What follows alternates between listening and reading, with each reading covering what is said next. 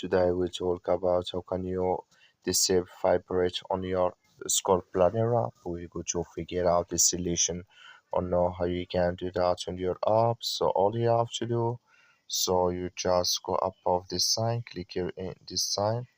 So then it's going to show for you a list like this here. So then all you have to do, you just click here on settings, click on it here.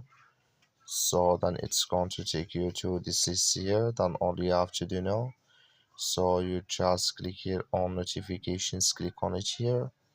So then it's going to take you to this list here. Then all you have to do, just click here on sound and vibration, just click on it. Then it's going to take you to this list here. Come here to Vibrate and you click in this sign or this color. Like you see color, it's gone. That's me Vibrate disable with us now.